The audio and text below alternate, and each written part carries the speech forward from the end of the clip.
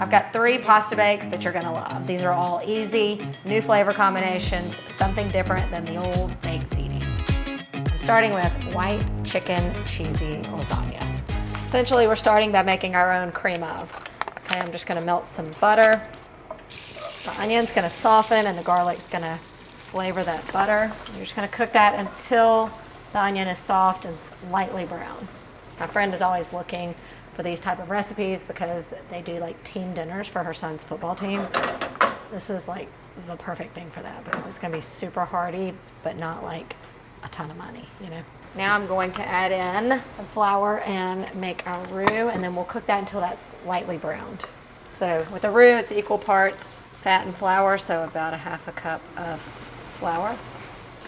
And this is really like cream of whatever you want it to be. You can put mushrooms in here at this point, and it's called cream of mushroom, chicken broth, and it's called cream of chicken.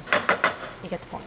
Also, my water is boiling. I'm gonna go ahead and put in my lasagna noodles. Add in the pasta. Whenever you are making a baked lasagna, or really any kind of pasta, it's gonna bake again, you know? So you never wanna cook your pasta till it's fully done. Then you're gonna end up with mush when it goes to bake. So I always underdo my pasta. And then for our liquid extra flavor, I'm gonna use chicken broth and milk instead of water. I'm gonna go ahead and mix my milk in with my chicken broth. That way it won't break when you add it to a hot sauce.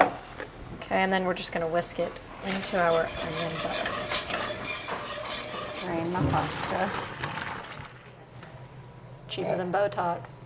So I'm gonna add in some dried basil and dried oregano.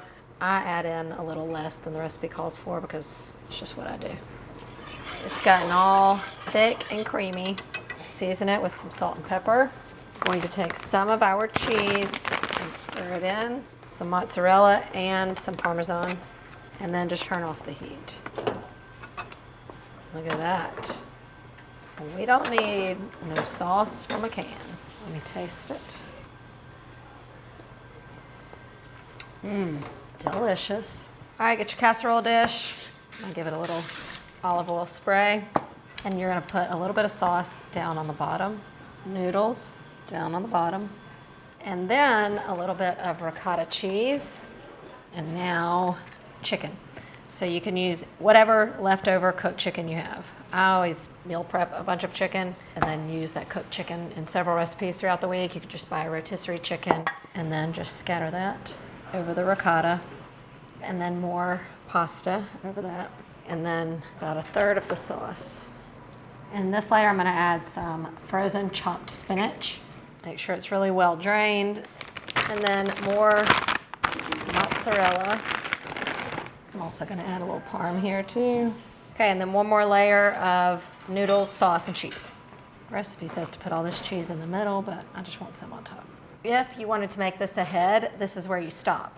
It's layered, you can cover it, and then you can put this in your freezer for like a few months, you know?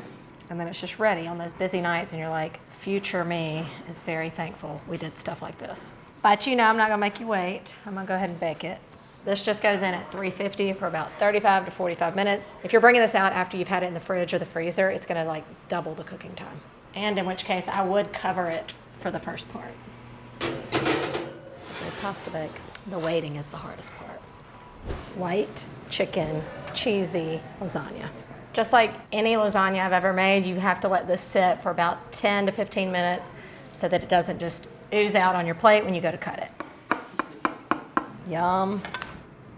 You've got that crispy cheese pasta on the outside, all that goodness inside.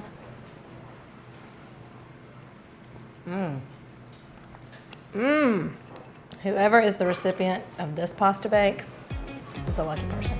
Next up, would you believe me if I told you I've never made $1 million spaghetti? So I'm going to chop up a little bit of onion and garlic, and then I'm gonna cook that down with my ground beef and Italian sausage. I'm using Italian sausage because that's just like built-in flavor. Into a skillet, a little bit of olive oil. I'm gonna get my onions soft.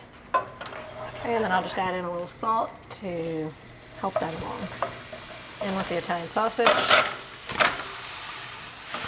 And once everything has come together, in goes some sauce.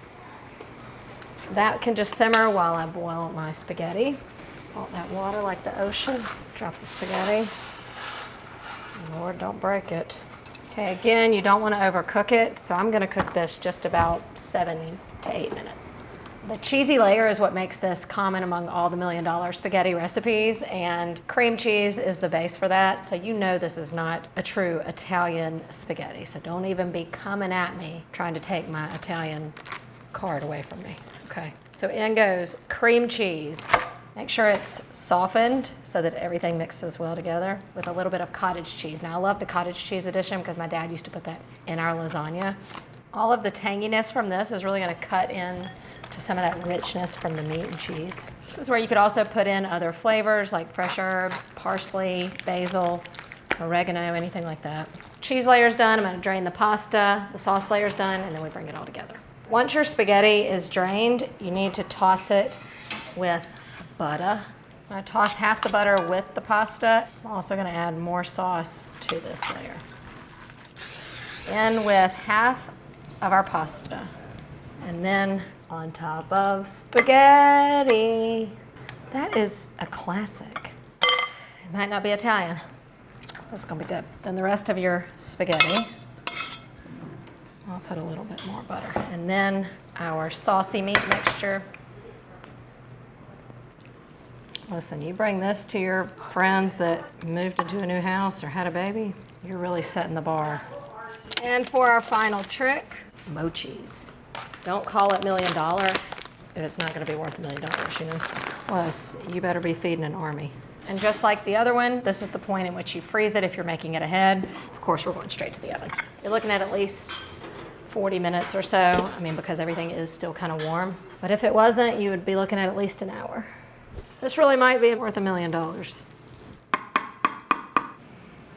Oh yeah. Okay, my first bite ever of $1 million spaghetti.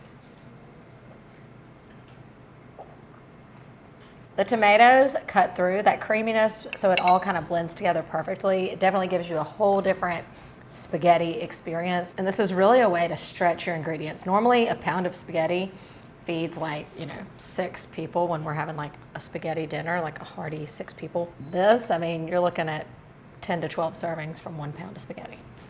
Regardless, $1 million spaghetti is the recipe you need when you're looking for something different other than the good old baked ziti. For my final trick, I'm giving you something special. Because I think when you think pasta bake, you think of similar things to what I've already shown you with chicken or beef. We are doing garlic shrimp pasta bake. This is when you want something different for dinner. It's a little bit lighter, but also this one is like fancy enough to like serve company. Even though it's a pasta bake, this one does not require as much time. So it's like a fast and easy dinner. Let me show you. Okay, I've got some boiling water. I'm gonna go ahead and cook my pasta. You can do any kind of pasta here. I am doing a cavatappi. You could do like a rotini or a penne. I think something on the shorter, like rigid side will work. You want it to sop up all that good flavor. Okay, and then while that's going, we're going to make our sauce. Everything's gonna come together. Everything's gonna come together in this pan, and we're also gonna bake this pasta in the pan. So get an oven-proof skillet, and we're gonna melt some butter. Okay, once that's melted, I'm gonna go in with the garlic. The garlic is going to infuse that butter, so we're making a little bit of garlic shrimp, just as it's titled. I want this to be really hot because I'm only gonna cook them for about a minute.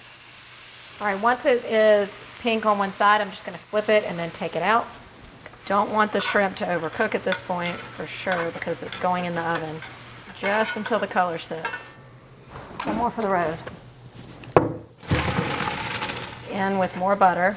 Okay, to the butter, equal parts flour. In with some chicken stock and milk like we did before.